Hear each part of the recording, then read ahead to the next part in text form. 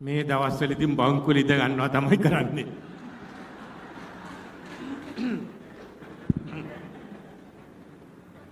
අපේ නායක ඩී.එස්. සේනානායක මහතුමා නිදහස් ලංකාවක් බිහි කළා 78 වෙනි සංවත්සරය සමරන අවස්ථාවේ. මොකද්ද අපේ එතුමලාන් ගත්තේ ප්‍රයෝජනේ?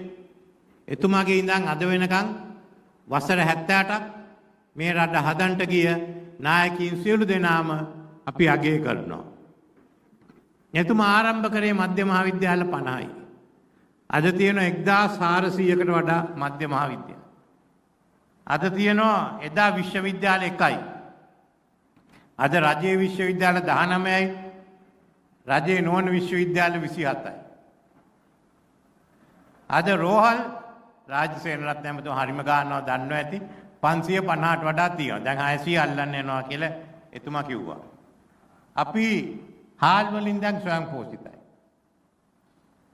සිංහල අපේ රජරට රාජධානියෙන් පස්සේ විදුලි බලය හැමතැනම තියෙනවා.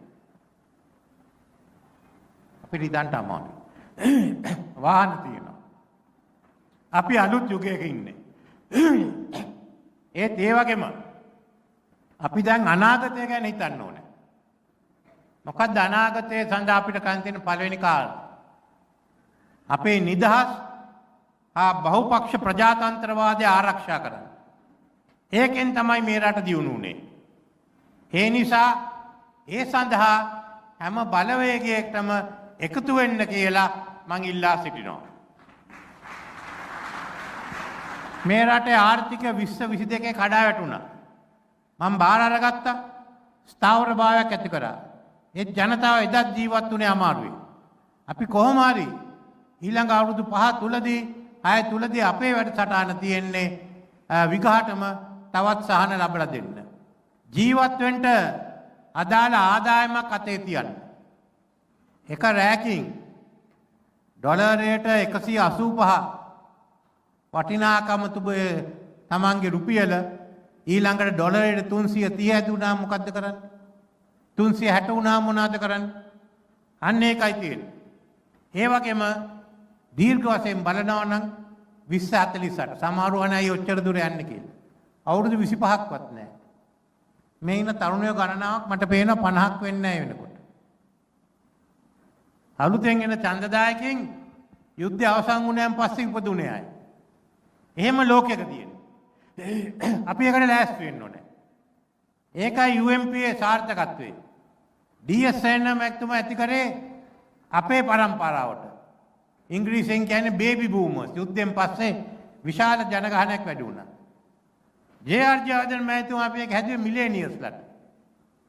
දැන් මිලේනියල්ලා නෙමෙයි.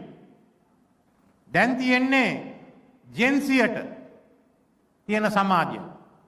ජෙන්සියට තියෙන සමාජය. ඩිජිටල් සමාජය. කිව්ව හැටියට අපි දුන්නේ විදුලි බලයෙන්. අපි දුන්නේ ජංගම දුරකථන පහසුවෙන්. අපි දුන්නේ කම්පියුටරෙන්. අපි දුන්නේ ඉන්ටර්නෙට් එකෙන්. මේ හැම එකෙන්ම අද අපි ඩිජිටල් යුගයට ගිහින් තියෙනවා. එහෙනම් මේ ඉන්නේ ජෙන්සිය කියන්නේ ඩිජිටල් යුගයට ඉපදුණු පරම්පරාව. තාක්ෂණයට යුගයට ඉපදුණු පරම්පරාව. මේ පරම්පරාව එක්ක තමයි ඉදිරියට යන්න තියෙන්නේ. එහෙනම් අපි සියලු දෙනා මෙතන වැඩිහිටියා ඉන්නවා මං වාගේ දැන්. අපි වාගේ 70ට ආවේ මිනිස්සු ඉන්නවා. 50 පැන්නපු අය ඉන්නවා 60 පැන්නපු අය ඉන්නවා.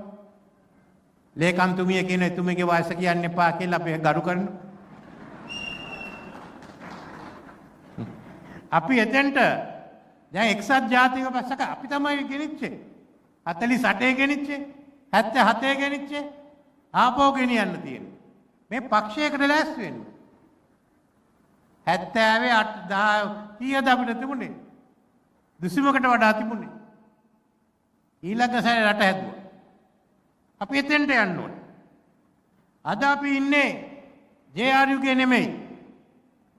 අපි ඉන්නේ ඔබාමාගේ කාලේ නෙමෙයි. අද අපි ඉන්නේ ට්‍රම්ප්ගේ ලෝකේ. කැමති වුණත් නැති වුණත්. තරඟ කරන ට්‍රම්ප් එක්ක තරඟ කරන චීනයේ ඉන්න ලෝකේ. ලෝකේ බලවතෙක් හැටියට අපේ අසල්වැසි ඉන්දියාවේ ඉන්න ලෝකෙ. මේ යථාර්ථය පිළිගන්න. අපි මේ යුගයට යන්න ඕනේ. ඒකට සුදුසු සමාජයක් අපි ඇති කරන්න ඕනේ. එදා අපි ඇති කරේ ගොවිතැන දියුණු කළා. ඊට පස්සේ ඇති කරේ කර්මාන්ත, ඇඟලුම් කර්මාන්ත සංචාරක ව්‍යාපාර දියුණු කළා. අද යන්නේ එතෙන්ට නෙමෙයි. අද අපි යන්නේ virtual reality. මවන ලද යථාර්ථය. මවන ලද සත්‍යය. අද ඒ තාක්ෂණයට අපි යන්න ඕනේ. ඒ දැනුම ලබා ගන්න ඕනේ. නැත්නම් අපිට ඉදිරියට යන්න බෑ. වෙනත් එකක්වත් ගැන කතා කරලා වැඩක් නැහැ. අන්න එතනින් අපි යන්න ඕනේ. ඒත් අපිට එකක් ශක්තියක් තියෙනවා. අපි හෙඩ්සෙට් එකට සීමා වුණ සමාජයක් නෙමෙයි. අපි අරගෙන තියෙන අපි දන්නවා මනෝපුග්ගම ධම්මා මනෝසෙත්තා මනෝමය.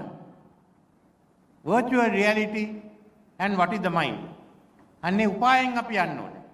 එහෙනම් එක්සත් ජාතික පක්ෂයේ අරමුණ ලංකාවෙ තෙන්ට ගෙනියන්න. ලංකාව ගෙනියන්න නිසා අපේ පක්ෂ ගෙනියන්න ඕනේ. ඒකයි අපි ඩිජිටල් පක්ෂයක් මේ ආරම්භ. මේ කරන එකේ අත්අදා බැලීමේ අඩුපාඩුකම් තියෙන්න යනවා පළවෙනි මාස 6.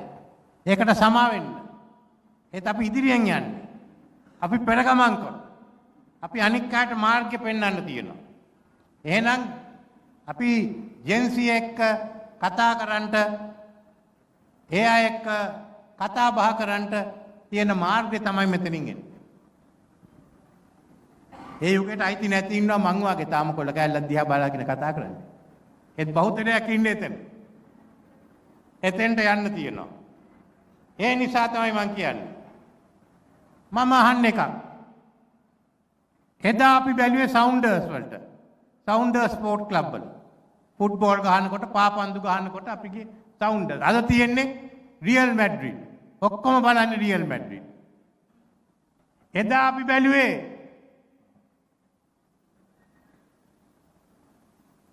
අපි බැලුවේ රෙස්ලිං. අද අපි බලන්නේ කික් බොක්සිං. ඒකයි අපි එතෙන්ට ඉන්නේ. එදා අපි හැවුම්කන් දුන්නේ සැඩ සුළඟේ චිත්‍රපටියේ කෙම් කැකුලට. අද අපි බලන්නේ DJ මාස්ගේ පෙම් කැකුල.